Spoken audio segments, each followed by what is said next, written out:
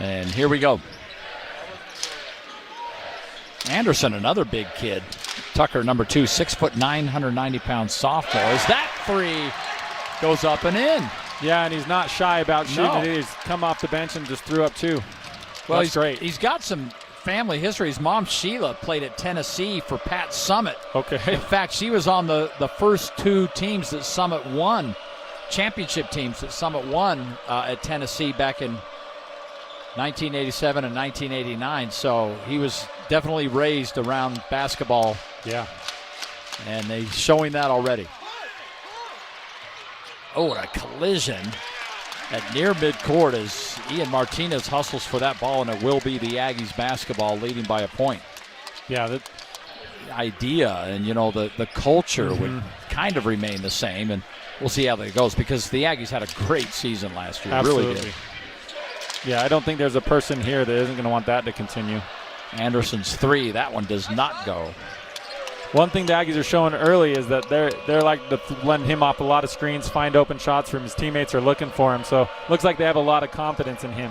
Well, he's a near 40% three-point shooter at Central Arkansas. So obviously they're going to try to exploit that. And a turnover as Tankersley just, I don't know, he must not have even noticed, but he was behind midcourt when that pass was thrown to him. Yeah, the mental errors early in the season are. I remember we used to take our first couple games and break those down pretty well. And when I was here at Utah State with Coach Morrill, these are learning games for sure. Oh, absolutely. How about that rebound up and in? And Gadaretzi, the young man out of Belgium, scores again. And I like how physical this game is. I like the refs are letting them play a little bit.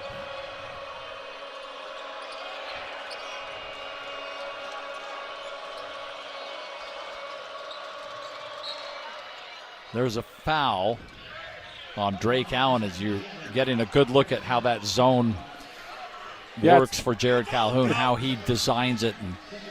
Yeah, that's really interesting because a lot, like generally in a zone, you kind of have your areas that you guard and you don't go out those areas. But I've watched Carson Templin come out off the post to guard ball screens. Those are generally things you don't see in a zone. So it's interesting to see how Calhoun's putting this all together. Into the lane and up and in, shot does not go. And here come the Aggies. And right to the rack, a little reverse, Dayton Albury. And Utah State now on a 7-0 run. Yeah, he's shown a lot of leadership out there and a lot of poise. That's something that the Aggies are really going to need this year.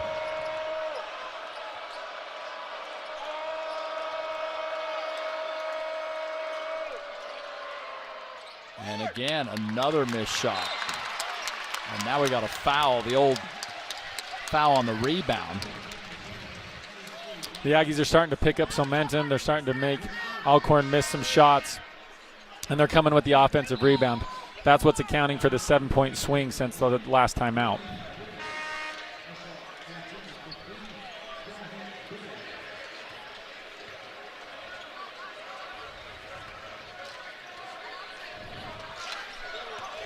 So 15-10 our score now, and 6 different Aggies have already scored. So if the goal early is try to get a look at a lot of people, it's working. And how about Drake Allen?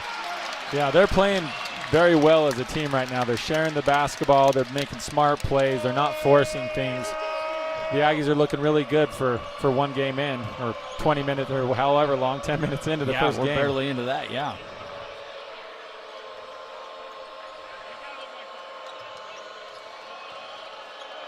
Well, you want to, Alcorn State, certainly a capable team. 55-62 under Coach Bussey over 5 years. But generally, you're hoping to schedule a situation where you can do a lot of things and experiment with a lot of things and get a lot of players in. And so far, it's working out that way for Jared Calhoun. Got a lot of basketball to play, though, here. 7-point Aggie lead here on KMYU TV locally and the Mountain West Network. Team football and basketball champion at Skyview. He was the 4A MVP in football, too. He was a heck of a football player. I remember we televised a number of his games And I always thought, man, he's going to be a great tight end somewhere. But I think he chose wisely. I think he would have been successful either way. Absolutely. He could be like Justin Graham, after he's done playing basketball, he could just go into the NFL as a tight end. There you go. Isaac Johnson's shot does not go.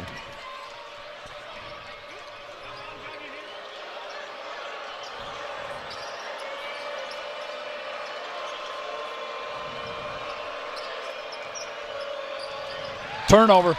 That was punched out by Allen from behind, and then Allen throws the lob. Can't quite get it to go. Oh, man. And quickly, Mike Littlewood, the official, gets in there and separates these guys. They were getting tangled up. Yeah. It looks like Alcorn is coming in ready to play, ready to be physical, and that's what I love as a coach, to watch my team come out here and be that physical and play with that type of toughness.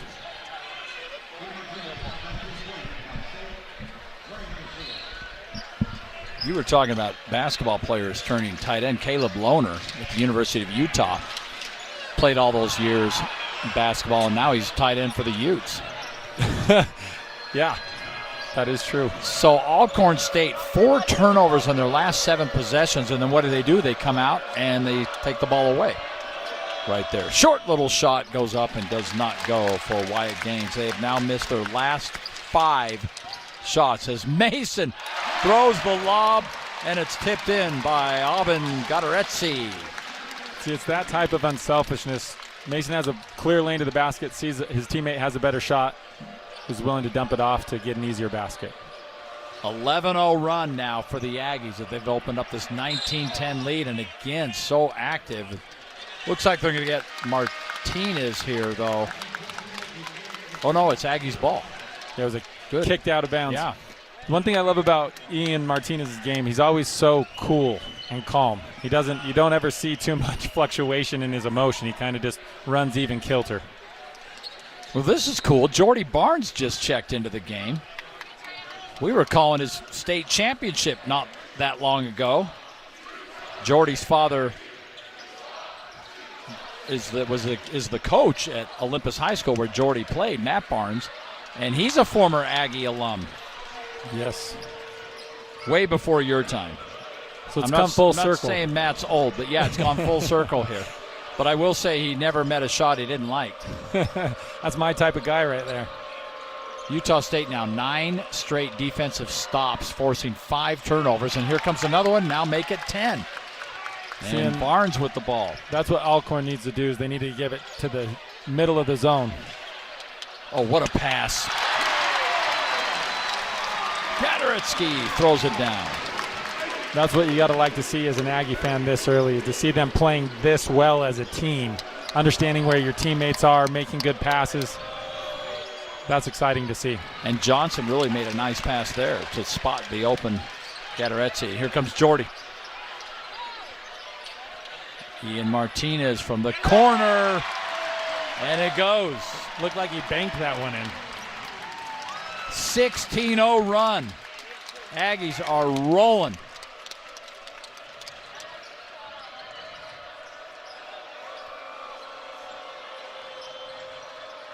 Our statistician, Tyson Ewing, can barely keep up because it's going by so fast. He's riding like a madman. Martinez so wide open. That goes in. It's going to be pretty loud in here. Ian Martinez. The Aggies' willingness to share the basketball, take open shots, be confident as a team. Coaches certainly like to see.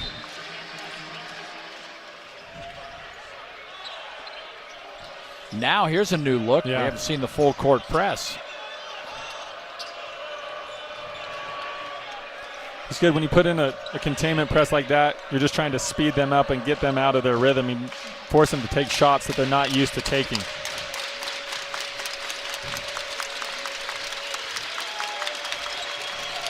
Shot clock down to 5 already. Shot clock just stopped. Just stopped. Yeah. Yeah, and they're going to stop this because that's weird. It went to 5, then it went back to 6, and then it just stopped. With a school so rich in basketball history like Utah State, I remember feeling that pressure coming out, and Jared is really responding. He's doing well. He's playing strong. He's tough with the ball. He's tough defensively. He's finding it. Yeah, he's playing well. Again, I'll tell you what, Gateretzi's making a living in the post, Gary. And after 13 straight defensive stops, the Aggies come back and score.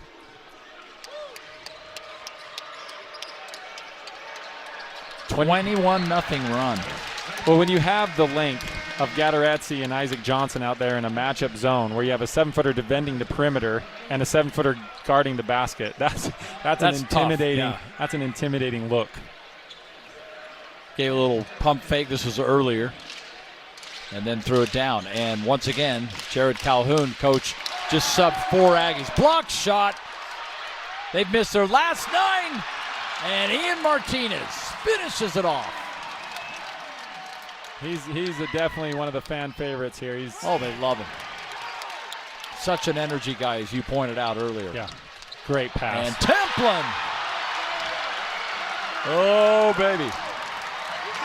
That's the thing. Sometimes it's hard to tell whether the Aggies are just playing this well or if they can keep this type of energy and play up. This has been really impressive to watch, especially because Alcorn is so physical. And the Aggies have just responded. The Alcorn's not backing down. 33-10. And a foul. Willie Lightfoot with the basketball. You know, we had so much fun watching last year's team, and yet here we are just a few minutes into this season, and this team's every bit as fun. Yeah. Yeah, well, and I think that the energy that they bring, the basketball is a team sport, so when you see it played as a team, it's really fun to watch. And they're Sherry. They've assisted on the last 8 made field goals. Almost made it 9. Martinez, he really wanted to throw that one down. We might have seen a top 10 play. Yeah, right there. The fans would have come I was going to say out of their seats, but they're always out of their seats up here. They never sit down. Martinez, an 86% free throw shooter. Very good free throw shooter. And he's at the line for 2.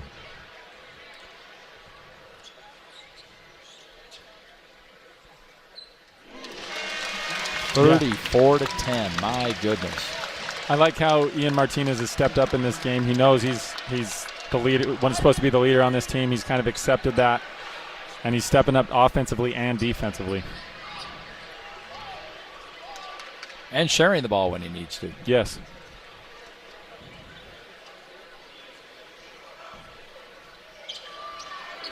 Hits them both. So, you know that run we keep talking about, it just keeps getting bigger and bigger and bigger. It's now up to 27-0. Well, that's the run. The thing is Calhoun is subbing in the middle of his runs. Generally, if you're having a run like that, you leave your team in. He's subbing, and there's no drop-off. Everyone just keeps responding. And that's, by the way, that run is like, it's in 8 minutes. Yeah. I mean, it's quick.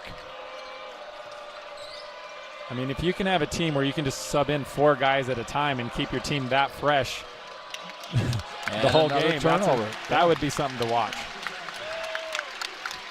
It's just interesting to me, after all the games we did last year, to see this defense. It's completely different. Yeah. We're not used to that. Well, yeah, and I think a lot of it. Sorry about that. A lot of it stems from just watching Sprinkle's traditional defensive approach to come into this matchup zone. Make it 18 straight defensive stops. Unbelievable what the Aggies are doing right now. Complete domination. When it was a close game, really. Templin. Oh, the gold shoes. And he's denied this time. The one thing that I liked about Coach Calhoun, if you watch him, Carson's come down. He's had a couple shots. I think there could have been fouls on 1 or 2 of them. But Coach Calhoun tells him to settle down, to just play his game. And that's, for a young player, you need that reassurance from your coach. Anderson, another 3, and he got it again. Tucker Anderson. Boy, 6'9", big man that can hit threes. Yeah, he's a shooter. You can see he's got a pure touch out there on his release. As I mentioned, his mom, Sheila, Tennessee basketball player, and obviously raised him well on basketball skills. 30-0 is now the run after Anderson's 3. That's unbelievable. Yeah, I wonder what the school record is for most points scored without an opponent scoring. Yeah, run. Huh. That's a good question. We'll have to get the Utah State stat people on it. It's me to see as well. It's completely different from what we saw at a Sprinkle last year, what you saw at a Stu Morrill back in your day, and yet every bit is effective. They all put their own mark, right, on their coaching, and interesting. Ian Martinez is stepping up. Tucker's stepping up. You have and Mason Falslove, can step up. So there's a lot of people that they're looking like, at least in this first game, early days, that they can go to. That's a great point about last year. It's like, everything kind of went through Osobor, and then you just got whatever was left over. Tippin has missed another miss, and again the Aggie defense steps up big. And at the other end, Templin with the finish. He's all over. He gets a steal, advances up court, comes in, gets a rebound and a dunk. All while wearing gold shoes. There's a couple of them out there. There's Drake Allen also in the gold.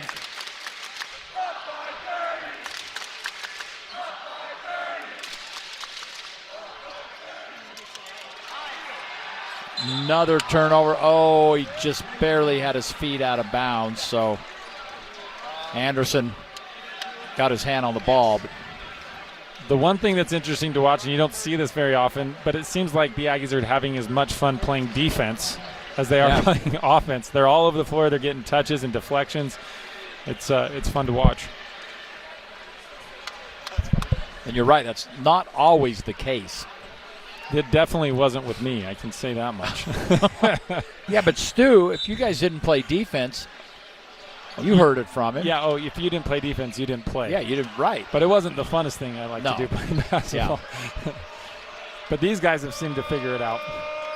If you go through the hallway here on the way to the locker room, there's various photos of all the great players over the years, and yours, and by the way, they're life-size. Yours is a dunk. Yeah.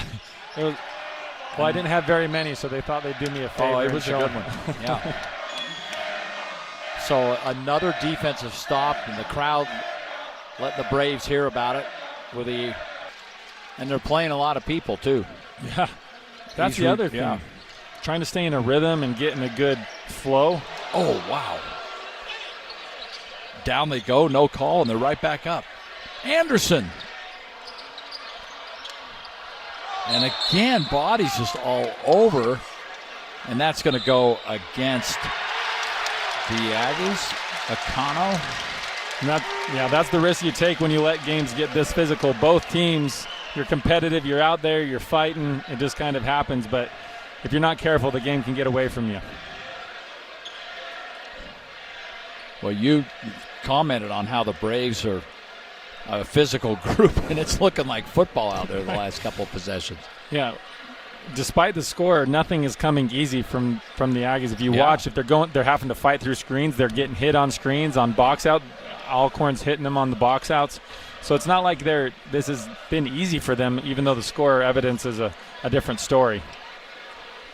Yeah, on that one, Dexter Akano kind of falling backwards.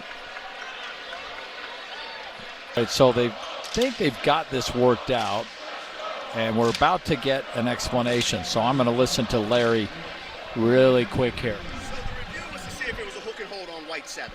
Okay. It was not. It was them falling to the ground, albeit looks rather severe. There's nothing malicious. There was nothing flagrant in it. There was no technical. The technical foul was on the head coach. Okay, that's different play. Okay, got it. All right, so the review was to check that original foul. They wanted to see if it was